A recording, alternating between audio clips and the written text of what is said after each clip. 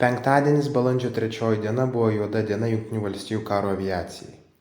Anksti ryte buvo numuštas jų naikintuvas F-15E ir šio naikintuvo piloto gelbėjimo operacija tapo veiksmo filmo verta drama. Amerikiečių kariuomenė turi specialiai parengtus dalinius, kurie turi sutvarkyti viską, kai vyksta lėktuvo numušimas. Tai išgelbėti pilotus ir paslėpti ar pašalinti lėktuvo nuolaužas, kad nebūtų įmanoma jų parodyti kaip įrodymo apie lėktuvo numušimą. Todėl JAV pajėgos pirmiausia subombardavo F-15 avarijos vietą ir tik atsitiktinumas lėmė, kad lėktuvo uodegos fragmentas išliko, iš kurio buvo galima nustatyti, kad tai F-15E iš 494 naikintuvo eskadrono, kuris yra įsikūręs Lakenheath oro bazėje Jungtinėje karalystėje. Jungtinių valstijų CENTCOM arba Centrinė operacijų vadavietė iš pradžių melagingai neigė lėktuvo praradimą, bet kai nuolaužų įrašai paplito internete, tai nebebuvo įmanoma toliau meluoti. Bet tai yra įprasta praktika, nes valstybės visada neigia lėktuvų praradimus, nebent įrodymai paplinta internete ir tampa nebepaneigiami. Iranas tuo tarpu pakeitė savo oro gynybos taktiką ir vietoje radarais valdomų raketų, kurių sistemas ir paleidėjus labai lengva aptikti, ėmė naudoti infraraudonųjų spindulių ir optiškai valdomas mobilias raketas, kurių negali aptikti naikintuvo elektroninės kovos sistemos ir nėra kaip žinoti, kad į tave taikosi, iki kol jau būna per vėlu.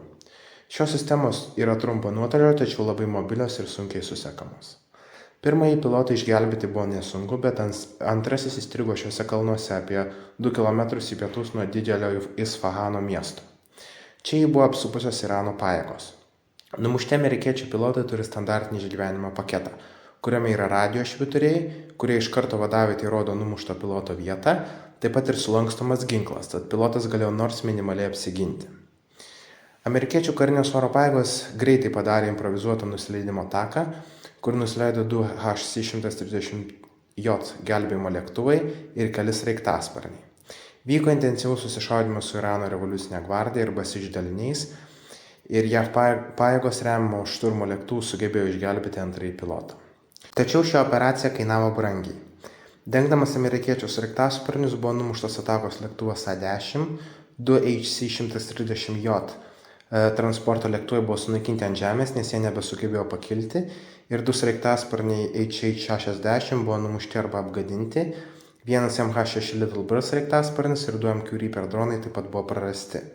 Apie amerikiečių karių aukas taip pat kaip visada nepranešama, tik žinome, kad buvo sužeidimų, o Iranas skelbia apie 5 žuvusių savo pusėje.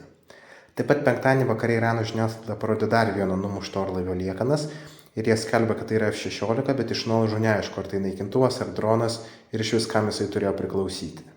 Taip pat ir internautai pastebėjo, kad tą patį penktadienio vakarą JAV karinių oro pajėgų F-16CJ išsiuntė prašymą avariniam nusileidimui Saudo Arabijoje, tad galimai jis irgi buvo pažeistas Irano ugnies.